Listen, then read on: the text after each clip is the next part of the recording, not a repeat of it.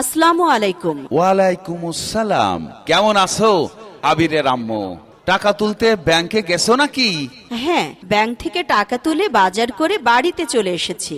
আজকে এত তাড়াতাড়ি কিভাবে পিন নাম্বারে টাকা উত্তোলন করলে? হ্যাঁ, আজকে আমি ব্যাংক এশিয়া থেকে হ্যাঁ। তোমার পাঠানো পিন নাম্বারে টাকা তুলেছি। তাই নাকি? ব্যাংক এশিয়া থেকে পিন নাম্বারে টাকা তোলা খুব সহজ।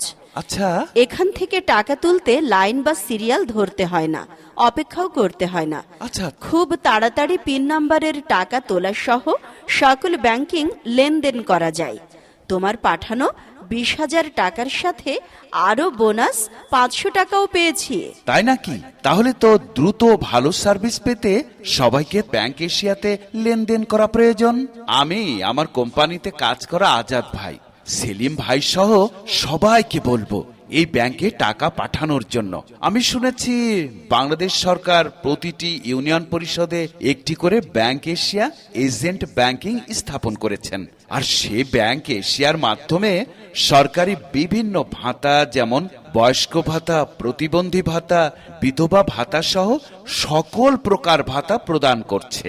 হ্যাঁ, এছাড়াও ব্যাংক এশিয়াতে saving account, current account, school banking account এবং ইসলামী অ্যাকাউন্ট খুলে ফিঙ্গারপ্রিন্ট, চেক বই, এটিএম কার্ড ও মোবাইল অ্যাপসের মাধ্যমে আচ্ছা। দ্রুত টাকা লেনদেন করা যায়। তাই নাকি? এবং আকর্ষণীয় মুনাফায় বিভিন্ন মেয়াদে ডিপিএস ও হাউজ অ্যাকাউন্ট খোলা যায়। যে কোনো ব্যাংকে টাকা পাঠানো যায়। পল্লী বিদ্যুৎ বিল, পাসপোর্ট ফি এবং বিভিন্ন বীমার প্রিমিয়াম জমা দেওয়াও যায়। তাহলে তো আমাদের আবির এবং আফসারের নামে 2টি ডিপিএস খোলা প্রয়োজন। ঠিক আছে, আগামী মাসে টাকা তুলতে গেলে আমাদের ছেলে মেয়েদের নামে 2টি ডিপিএস অ্যাকাউন্ট খুলব। সে ডিপিএস চাইলে একসাথে অথবা প্রতি মাসে মাসে ইনস্টলমেন্টের টাকা জমা দেওয়া যায়।